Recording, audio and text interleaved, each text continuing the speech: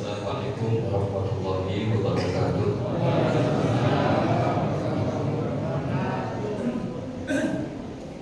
Ini belum makan siang, jawab salamnya lemes. Assalamualaikum warahmatullahi wabarakatuh.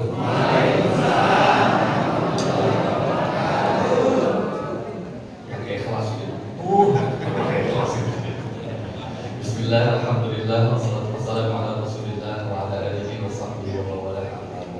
Sama-sama kita hormati segenap pengurus yayasan, pengurus JKN, para sesepuh, Bapak Ibu sekalian, rahmatullah.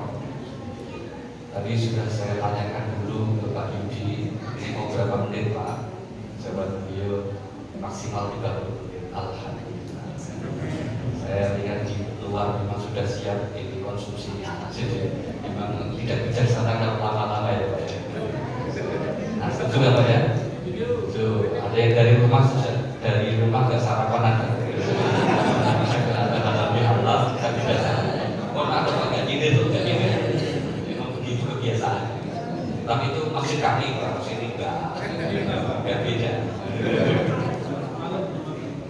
Baik, ada 3 hal saja Pak yang ingin kita coba jadikan renungan kita pada kesempatan kali ini. Yang pertama tentang tradisi halal bihalal. Ini khas Indonesia ya. Di negara lain ada. Kita punya tradisi yang namanya halal bihalal. Inti halal bihalal itu apa? Silaturahim, saling memaafkan. Maka pelajaran nomor 1 ini apa? Tradisi yang baik, tradisi yang tidak bertentangan dengan syariat, prinsip syariat, maka boleh kita kerjakan, bahkan dianjurkan. Contohnya ini.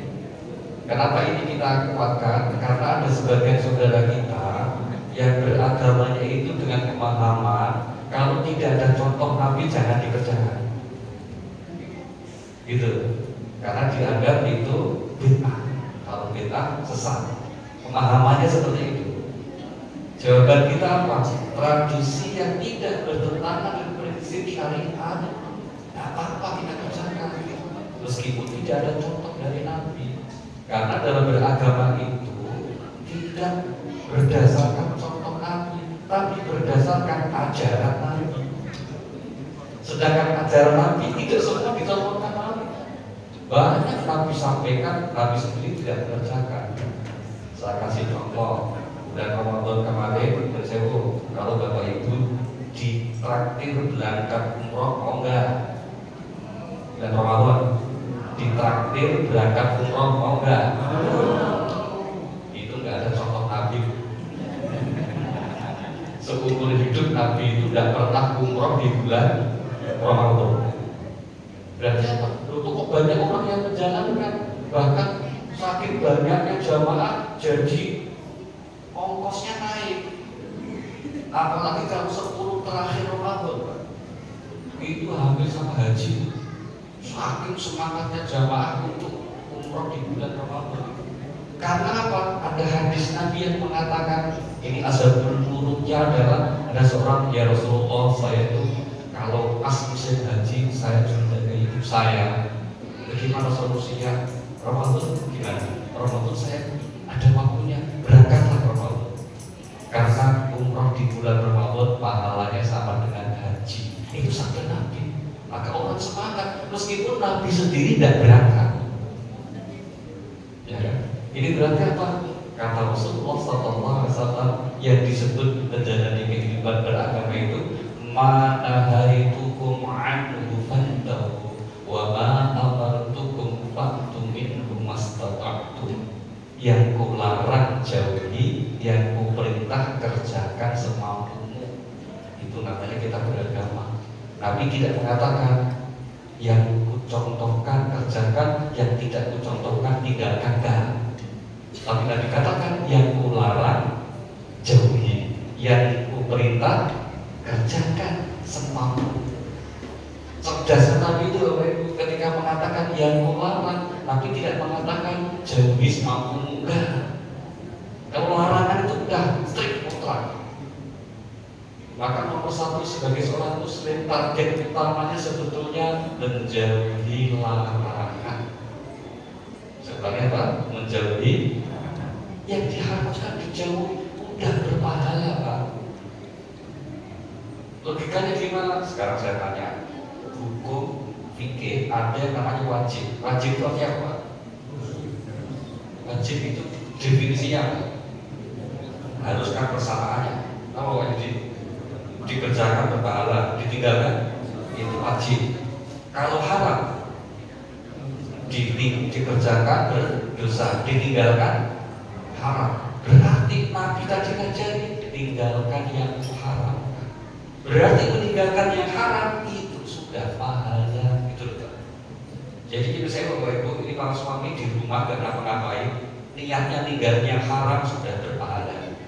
Tidak tidur, ngopi, lu misalnya lo Pak, sambil mendetik dulu. Itu niatnya meninggalkan yang haram berpahala. Serius Pak. Belum beribadah, apalagi ditambahi mengerjakan kebaikan semampunya, double pahalanya. Maka ibu ya, para suami yang sedang di rumah itu jangan dikelutin gitu. Mungkin niatnya meninggalkan yang haram, betul nggak Pak? Udah tahu. Betul Pak.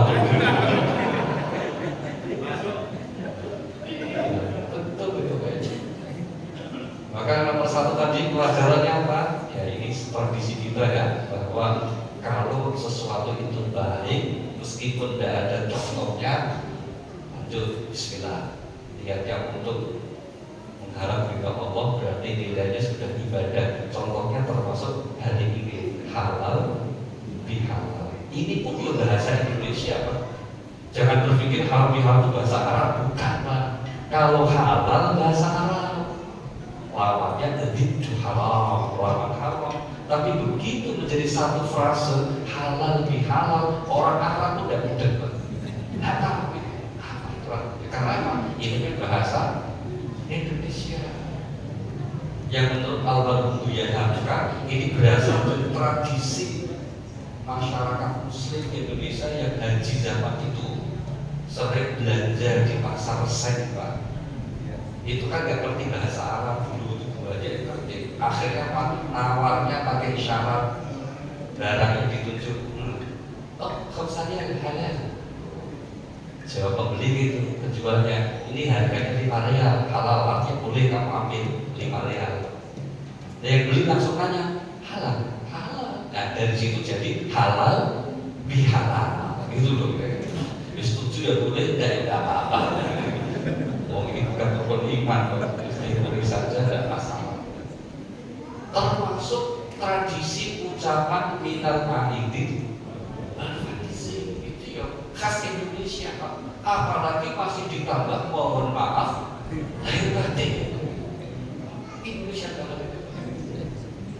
Orang umumnya di internasional orang Islam itu kalau Idul Fitri semakin barakul amal khair.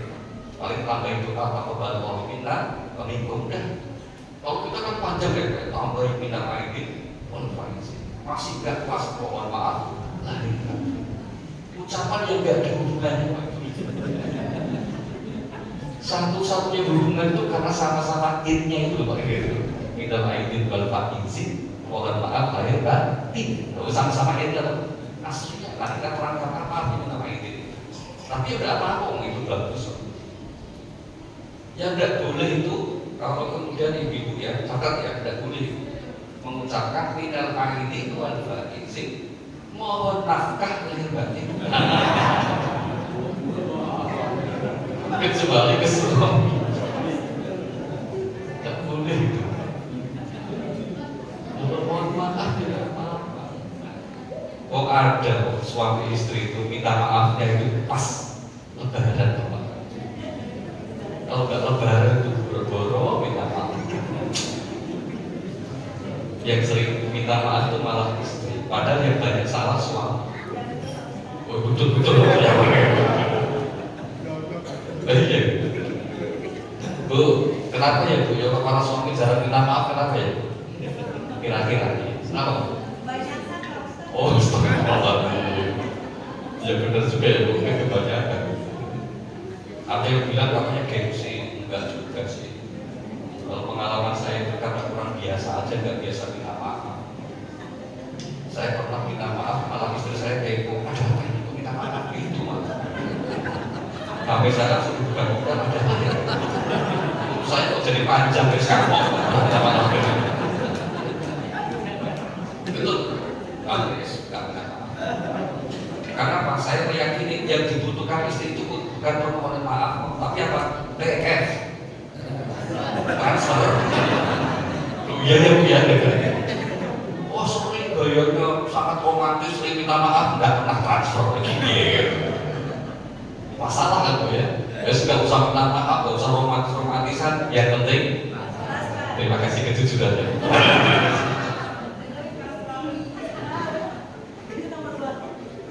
Tuh ya. Jadi poin pertama apa? Sepanjang hal yang baik, hal-hal yang biasa kita jalani itu nggak bertentangan dengan syariat, bismillah kita laksanakan. Apalagi inti utama halal bihalal adalah silaturahmi. Kalau udah ada acara kayak gini mungkin gak kenal sama tetangga, kecuali yang memang sudah istiqomah biasa ke masjid kenal. Ada kawan yang langsung ke masjid tapi gak kenal antar jemaah juga ada. Karena lancing itu salah lancing begitu gimana? Gak ada ngobrol-ngobrol yang kopi-kopi yang mungkin urusan sangat penting karena banyak gitu ya gak apa-apa aja. Tapi kalau di masjid ini kan tempat di mana semua berinteraksi para sahabat. Maka kita bersyukur sekali ada dengan beliau pada tempat masjid ini Pak. Karena ini bukan hanya tempat untuk ibadah, bukan hanya tempat untuk merupakan hablum minallah, tapi juga apa? Kita hubungan sosial kita. Maka siapa saja yang kemudian mau berkhidmat, memakmurkan, termasuk menyelesaikan plafonnya. Ini bukan pesan sponsor Pak. Cuma saya nanya, kok ini kelihatannya. Saya tadi tanya Pak Imron Pak, ini sudah jadi belum Pak? Ini belum Pak. Ini kita mau plafonisasi. Dananya berapa Pak? Kira-kira berapa tadi sebenarnya? Berapa kecil? Terus waktu tua kecil, ketek banget, enteng. Wong ini juga sudah hampir habis berapa tadi? 3,4. Gak nyangka Pak. Dulu kalau bikin anggaran sekian M ditawarkan ke tangga-tangga kan banyak masih gitu kan. Tapi karena ini rumahnya mau bukan milik kita, ya mesti jadi. Maka kita harus ya mesti jadi sekarang. Di mana-mana orang bangun rumah Allah itu mesti jadi. Hanya masalahnya ada yang cepat, ada yang lambat, ada yang lambat sekali. Itu tidak jadi. Mesti kalau ada yang mampir sama lihat belum jadi, tanya langsung kan WA itu butuh berapa? Asal apalagi kalau kemudian ketahuan jamaahnya rajin seperti itu kayak di Madani ini jamaahnya rajin amin gitu amin kalau bengong gitu insya Allah akan menggerakkan hati orang-orang kaum muslimin utama untuk kemudian menjadikan rezeki kita insya yang pertama ya. Yang kedua, kenapa para ulama kita meng-create atau membuat satu doa yang bagus setiap halal bihalal yaitu minal a'idi. Artinya apa itu? Kalau di Al-Quran tidak ada kata ini Pak. Yang ada di Al-Quran itu kata id tapi maknanya hari raya. Itu misalnya di surah Al-Maidah 119 itu ada kisah Allahumma ikana ilah wa haqqun indika. Itu ya. Itu hari raya. Tapi kemudian ada yang menyatakan ini maknanya kembali. Maka minal a'idi, semoga kita termasuk orang yang kembali. Kembali apa? Kembali kepada fitrah, kembali kepada aslinya kita itu orang baik. Maka dalam pandangan Islam, Al-Quran Bapak Ibu, manusia itu semuanya baik. Lahir semuanya dalam keadaan fitrah, itu artinya baik. Tidak ada orang yang lahir membawa dosa warisan. Semua orang itu lahir itu baik. Termasuk seandainya dia lahir dari orang tua yang jahat, dia lahir dari hasil hubungan apa Pak? Gelap. Emang Pak tidak ekstrem. Ya bukan gelap maksudnya. Hubungan harus pendek. Asli hubungan yang diharamkan. Kita tidak boleh memberi label sebagai anak haram. Karena yang haram bukan anaknya, yang dosa siapa? Yang hubungan gelap itu Bapak. Anak itu tidak bisa milih jadi orang jadi anak dari orang tua siapa? Maka kita nggak boleh memberi nama diri sebagai anak haram. Anak itu meskipun dia lahir dari orang tua siapapun, di Al-Quran, di hadis Nabi dikatakan fitrah kullu mauludin yuladu ala fitrah, suci muslim dia. Meninggal sebelum akhir balik masuk surga. Meskipun lahir dari hasil hubungan bilang, meskipun orang tuanya ateis, meskipun orang tuanya non muslim, kita tidak boleh memilih anak haram dan boleh. Apalagi dalam Islam yang namanya hukum itu bukan benda tapi perbuatan. Saya ulang, daging babi halal pak, halal pak kalau cuma dilihat, haramnya kalau dimakan. Ayo, pak, pisang goreng pak, halal atau haram pak, pisang goreng. Halal kalau diberi, haram kalau nyolong. Atau SMA atau makan 5 bayar 2. Makan pisang goreng 5 ngakunya 2. Itu 3. Udah kasih. Maka ada semua anak orang ada fitrah. Kembali kepada fitrah berarti kembali kepada pertemakan Allah menciptakan yang pada dasarnya kita adalah baik, orang yang baik. Maka dalam Islam aslinya itu tidak ada orang lahir jahat, semua orang baik. Dan kalau kemudian setelah Ramadan kita bisa mempertahankan kebaikannya, itulah yang disebut bahwa Ramadan kita sukses. Dan kami yakin bahwa itu jamaah Al-Madani ini orang yang Ramadannya sukses. Kenapa? Kelihatan tetap jadi orang yang baik. Kelihatan ketahuan orang baik dari mana itu. Kalau ngaji mesti agak ngantuan gitu. Itu baik. Apalagi terus nyadar gitu. Semoga yang tidak nyadar pahalanya lebih besar. Dan usah maju itu terus maju. Dan kesadaran disyukuri saja. Alhamdulillah. Ini majelis ini luar biasa. Bayangkan ya, betapa kita tidak bersyukur. Kita kumpul di tempat yang baik, asyik bersama orang-orang yang baik, di acara yang baik, yang kita bicarakan juga hal-hal yang baik. Kumpul sekian banyak kebaikan. Akan isinya berarti apa? Orang baik berarti apa? Insya Allah diridai oleh Allah Subhanahu wa Ta'ala. Itu anugerah yang luar biasa. Itu yang dimaksud kita kembali kepada kesadaran jadi orang baik seperti itu. Dan bahwa kita pertahankan karena kumpul ketemu sama orang baik itu anugerah rezeki itu. Jadi rezeki itu gak hanya materi berupa uang ya, tapi kita ketemu sama orang baik. Hidup tinggal di sebuah kompleks yang isinya orang-orang baik. Itu rezeki itu. Buktinya apa? Pernah ingat ceritakan hadis dari Imam Muslim ini masyhur ini. Hadis ini ada di riwayat Imam Muslim, tapi di akhir dikutip Imam Nawawi dan Riyadhus Shalihin bab taubat. Ketika Imam Nawawi menjelaskan tentang taubat seorang yang telah membunuh berapa? 99 orang. 99. Dia datang ke pendeta apa? Saya pengen taubat. Apa dosamu? Bikin pengakuan. Saya telah membunuh 99 orang. Pendeta yang kafir. Gak bisa itu diterima taubat. Terlalu berat itu bro. Langsung emosi kok dibunuh gitu. Jadi benar berapa? 100. Akhirnya tangan lagi siapa? Ketemu seorang ulama. Ini saya ingin taubat. Kenapa? Tapi saya telah membunuh 100 orang. Diterima gak kok? Jangan 100 orang 1000 juga diterima. Serius. Cuma syaratnya kalau kamu ingin taubat beneran, jangan tinggal di komplek itu lagi. Kamu harus tinggalkan tempat sekarang ini untuk menuju ke Al-Madani. Maksudnya gitu. Situ orang baik. Oh siap kalau itu syaratnya kapan? Betul berangkat. Belum sampai di Al-Madani meninggal. Turun 2 malaikat gitu kan? Malaikat adab yang pertama, karena apa? Merasa orang dosa besar. Malaikat rahmat yang kedua, ketemu di situ bro.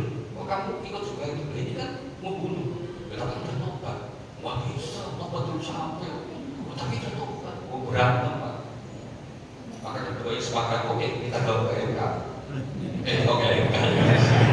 Kita bawa ke malaikat ketiga. Maka turun malaikat ketiga memberi solusi. Kalau usah ribut, ini aja. Kita ukur posisi dia meninggal. Kalau dekat dengan tempat lamanya, berarti dia masih belum diampuni. Kalau dekat dengan tempat barunya yang baik, dia diampuni. Atas izin Allah, ternyata dia lebih dekat kepada tempat yang baik. Tapi pelajaran penting itu bukan masalah tempatnya, tapi masalah kenapa Rasulullah menggambarkan kalau kita ingin jadi orang baik, salah satunya apa? Kita berada di komunitas orang-orang yang baik. Al-Quran katakan, ya ayyuhalladzina amanu taqullaha wa kunu ma'as shadiqin. Wahai orang-orang yang beriman, bertakwalah kepada Allah, hendaklah kamu bersama orang-orang baik. Kenapa? Pengaruhnya besar, ya. Berada di sebuah komunitas lingkungan orang-orang yang baik itu bisa membantu kita menjaga fitrah kebaikan kita. Termasuk apalagi kalau dianugerahi pasangan hidup keluarga yang baik. Alhamdulillah. Kalau suami ini ya harus bersyukur kalau dianugerahi oleh Allah istri solihah baik, termasuk OM itu orang masjid. Nah, itu orang baik. Bahwa kemudian terkadang ya muncul apa itu muncul aslinya ya dapat. Namanya hidup ya begitu, nggak akan sempurna. Ya toh, suaminya sabar, istrinya agak banyak bicara, itu biasa. Disyukuri saja. Jangan kalau istrinya yang banyak bicara. Banyak bicara itu tanda sehat dan normal. Istri akan pikiran dolo nggak normal. Serius ini Pak. Banyak ngomong biasa. Tanya anak-anak ini termasuk ini punya anak istri saya di rumah. Nanti Quran saya langsung kasih tausiah gantian. Sore ya nanti langsung diberi ceramah. Sebelum tidur ya cepat-cepatnya kuntum. Biasa. Namanya hidup ya begitu. Dan itulah rahasianya kenapa biasanya para ibu itu, istri itu lebih sehat panjang umur. Karena apa? Hanya ngomong. Kalau punya masalah diomongkan, betul kan? Betul ya, ya? Kalau nggak ada masalah jadi diomongkan, ya. Dan itu betul, serius. Saya kemarin dari waktu sama Pak Ibrahim itu Ramadan itu kami itu 10 hari Pak, muter-muter di Jepang Pak. Terakhir Jepang itu ternyata Pak, penduduk bumi yang paling banyak sehat panjang umur orang Jepang. 113.000, usianya 100 tahun. Dan itu 87%-nya wanita ternyata. Jawabannya Pak, jawabannya Islami banget. Di mana-mana wanita itu satu rajin silaturahmi. Kan judulnya yang silaturahmi memanjangkan. Betul kan? Ibu-ibu pengajiannya berapa kali? Betul kan? Belum arisan, belum reuni. Reuni pun kemudian dari tingkat TK sampai itu menyehatkan. Alhamdulillah. Jadi pesan untuk para suami ya Bapak Ibu. Jadi kalau istri kita banyak bicara itu dengerin aja. Kadang nggak perlu dijawab, cukup didengarkan. Karena kalau dijawab bisa jawab satu kata, dia nanti malah jawabnya itu satu kalimat. Kita jawab satu kalimat, satu paragraf. Kita jawabnya nggak macam dijelasin satu paragraf, satu bab. Kita boleh jawab satu skripsi ya.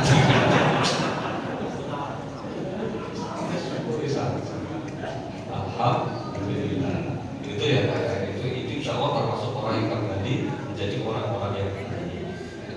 Di Al-Quran itu ada surah, namanya surah Az-Zumar. Az-Zumar itu artinya rombongan-rombongan.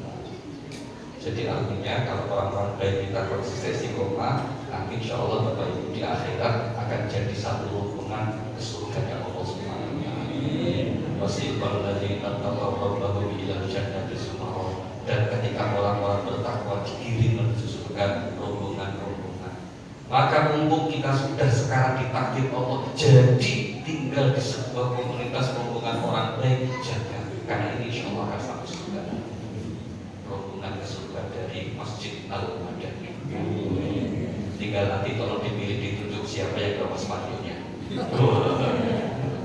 Berarti kalau begitu hubungan itu suami istri, oh iya, suami istri nanti ketemu lagi di surga. Mau nggak tuh sama bapak surga tuh?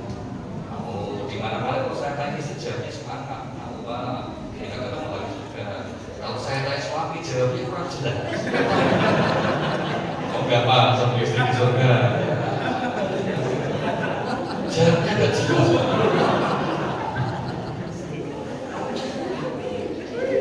Malah ada jamaah kita itu yang di masjid yang kita Rosalia bisa kasihkan ayat konkret beberapa ayat, kan ada satu ayat itu di Al-Quran yang mengatakan suami istri bukan di surga. Itu langsung bangun pak. Itu serius sekali. Itu serius masuk ayat serius. Sudah serius. Emang kenapa pak? Masuk bisik-bisik itu. Apa? Di dunia sudah menderita. Ya Allah, musibah dari. Tapi tetap disyukuri Pak, tetap disyukuri. Jangan dibilang bahwa kemudian kalau istrinya para sahabat, orang-orang soleh zaman dulu itu terus istrinya soleh kabar, enggak Pak. Banyak ujiannya. Ada orang yang menjadi orang kekasih Allah itu gara-gara Pak sabar menghadapi istri. Jadi mahal ya, karena sabar menghadapi istri. Jadi apapun itu, ya sudah ketentuannya Allah itu insya Allah kembali kepada orang-orang yang baik. Oke. Yang ketiga, al-faizi. Semoga kita tergolong menjadi orang yang beruntung. Kata beruntung di Al-Quran itu paling tidak ada dua. Kata pertama namanya al-muflihun. Qad aflaha, kata dasarnya aflaha, falah. Maka qad aflaha al-mu'minun, beruntung orang mukmin. Wa ulaika humul muflihun, mereka orang beruntung. Yang kedua ada kata faiz, yang asal katanya kata faza, ya fauzan. Maka ada orang namanya fauzan. Ada juga kemudian ganti fauzan tapi zi fauzi. Ya kan? Maka ada penjaga gawang sepak bola yang baru dinaturalisasi namanya Martin Fauzi. Ya kan? Martin Fauzi. Begitu di Fauzi. Itu artinya orang yang beruntung di akhirat. Maka la yastawi ashabun nar wa ashabul jannah, ashabul jannati humul faizun. Pertanyaannya, apakah kita sudah termasuk orang yang faizun, yaitu orang beruntung kelak sampai di akhir nanti surganya Allah? Jawabannya kriterianya apa? Ini ayatnya.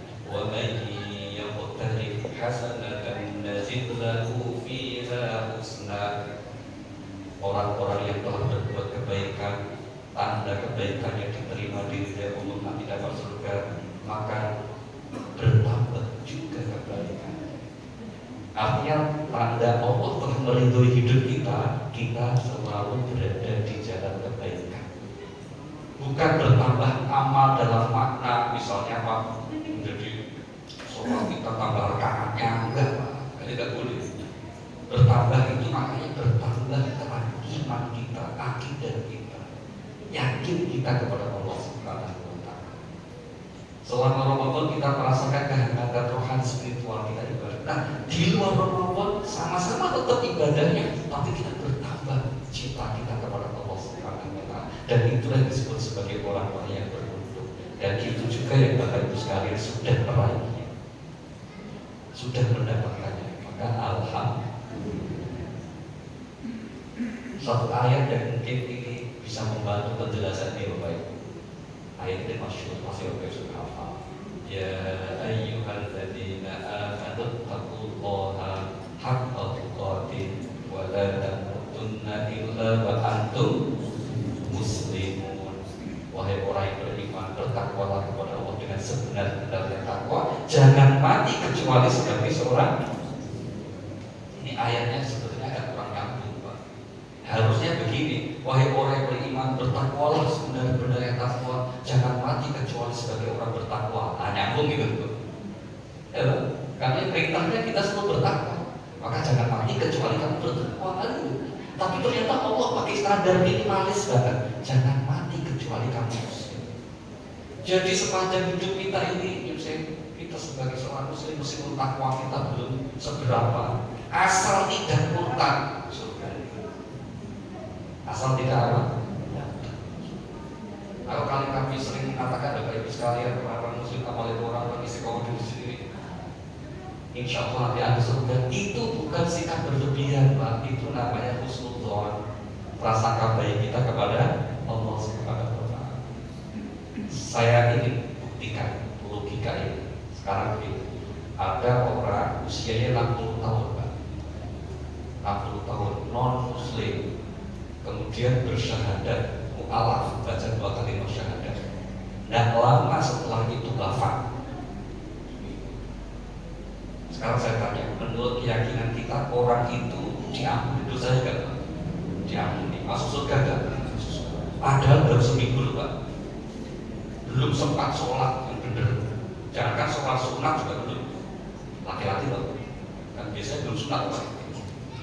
Belum sempat umrah, belum sempat puasa, tapi gara-gara 2 kali syahadat kita yakin dia masuk surga. Nah, Bapak Ibu sekalian, itu lahirnya sudah baca kalimat syahadat, artinya sudah jadi muslim. Kita pun sekarang setiap haji baca kalimat syahadat berapa kali, Pak? Sehari, Pak, kita sholat baca kalimat syahadat.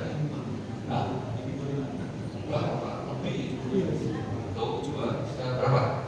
Masa jauh ditunggu kok. Karena kalau benar tak kasus beda. 9 kali, Pak. Duhur 2 kali, asar 2 kali, maghrib 2 kali, isya 2 kali, subuh berapa? 1, nggak boleh 2, Pak. Masalah mana? 9 kali ini kita baca 2 kali syahadat. Belum sholat sunnahnya ada kalimat syahadat. Lagi itu kok nggak optimis kita akan masuk surga? Makanya nggak sopan sama Allah. Oh, yang tadi baca sekali aja langsung meninggal, kita yakin dia masuk surga. Lalu kita berulang-ulang, kok masih nggak yakin, masih ditakut-takutin, belum tentu amal diterima. Bisa saja nanti berjalan tinggal kamu nanti digoda syaitan. Loh, itu namanya dukung syaitan. Nggak boleh begitu. Kalau ada yang menyampaikan seperti itu, jangan dirokan. Kita yakin supaya kita istiqomah, minimal apa? Tetap jaga iman Islam kita, insya Allah di surga. Nah, ini kalau tadi ayatnya oleh Pak Yudi diingatkan, jaga persatuan, jangan bercerai-berai, ini penting di sini, Pak. Sepanjang mereka bersyahadat, Tuhannya sama, Rasulnya sama, kitab sucinya sama, sholat kiblatnya sama, harusnya mereka semua bersaudara. Ormasnya apa tidak penting, manhajnya apa tidak penting, yang penting dia muslim, insya Allah itu sama. Bahwa kemudian ada sikap-sikap yang kurang pas, sudah dimaklumi aja. Namanya dunia isinya macam-macam, betul nggak? Namanya dunia isinya macam-macam. Jadi untuk menunjukkan Allah itu kuasa, jangan sampai manusia itu pakai narasi logika manusia aja. Buktinya apa? Kalau logikanya itu, kalau suami soleh, istrinya solihah, betul nggak? Logikanya harusnya begitu. Tapi faktanya apa? Ada yang suaminya soleh, bahkan abdi, istrinya durhaka. Siapa itu? Istrinya, suaminya nabi, istrinya durhaka. Siapa? Nabi. Oh, nabi. No. Nabi. Ternyata istrinya durhaka. Nabi no. Istrinya yang bernama Nyonya No. Oh iya, istri Nabi no namanya Nyonya No. Bahkan apa? Itu ngingetin kita, hidup dia untuk Gusti Allah gitu. Ada istri solihah, Pak, suaminya error, siapa? Fir'aun. Begitu loh, ini sih kasihan ini istrinya Fir'aun, kok gak minta cerai? Padahal suaminya Fir'aun loh, Pak.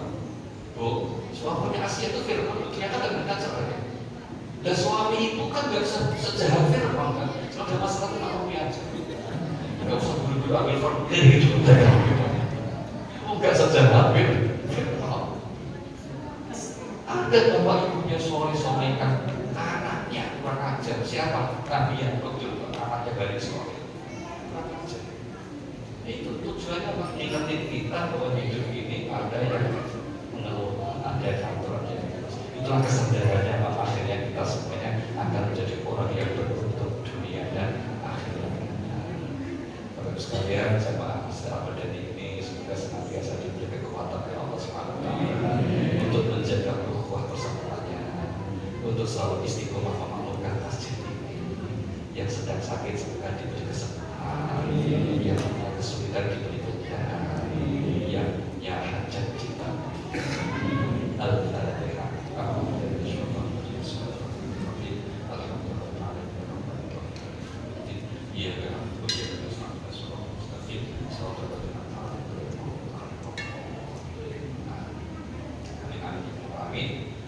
Burung irian, burung cendera masih cukup sekian. Terima kasih. Assalamualaikum warahmatullahi wabarakatuh.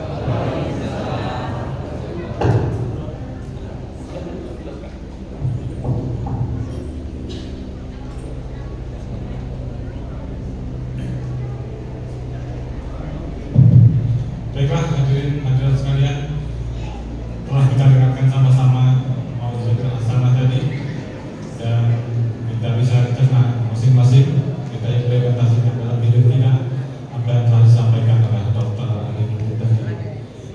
Dan berikutnya kita bersalat salaman semuanya, yang ibu-ibu beserta ibu-ibu, bapak-bapak mungkin bisa ke depan. Baiklah.